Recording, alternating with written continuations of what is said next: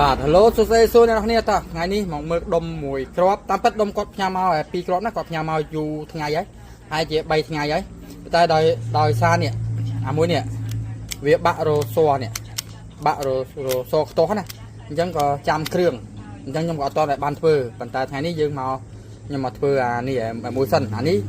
ផ្លាស់កន្ទុយត្រីណាផ្លាស់កន្ទុយត្រីព្រោះអីកន្ទុយត្រីវាជួនរត់ជួនអត់អាពេលថតចឹងវារត់អាពេលអត់ថតវានៅអត់ដែល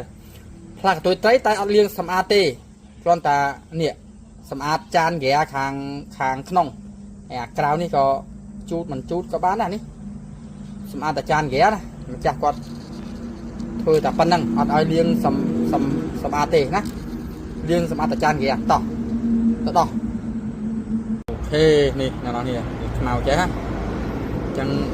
អត់អីទេនេះយើងក៏លាងអាចារ្យហ្គានេះចានហ្គាខ្មៅអានេះយើងក៏លាងដែរនេះលាងប៉ុណ្្នឹងទៅសម្អាតតែប៉ុណ្្នឹងទៅណា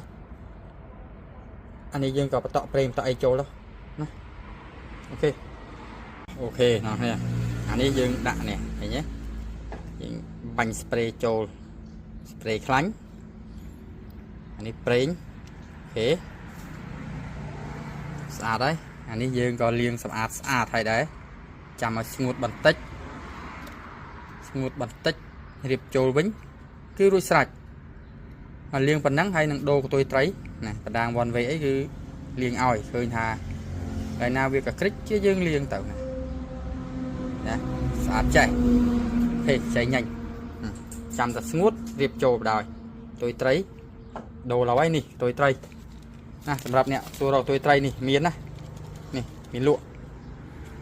តោះហើយសម្រាប់ការដូរកន្ទុយត្រីបានអ្នកនរគ្នាដូរឲ្យខ្លួនឯងយកអីមកមួលអាក្រប់នេះមកនេះវាមានអីមួលអញ្ចឹងណាបើសិនអាក្រប់ហ្នឹងវាអត់ទៅអាកបាំងមុខវានេះទេ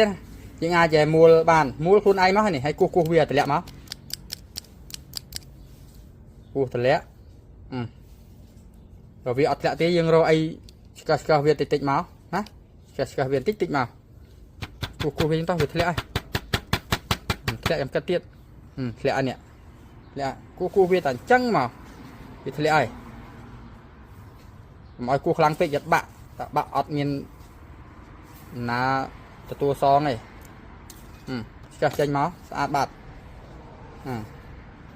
ហើយយើងក៏ដាក់ស្ប្រេខ្លាញ់ចូលតិចទៅឬមួយយើងមានអាខ្លាញ់ហ្នឹងដាក់ចូលតិចទៅហើយក៏ដាក់នេះថ្មីចូលព្រោះអីនៅតែមានអ្នកសួរអញ្ចឹងអ្នកខ្លះគាត់អត់ដឹងថាកន្លែងហ្នឹងគេហៅ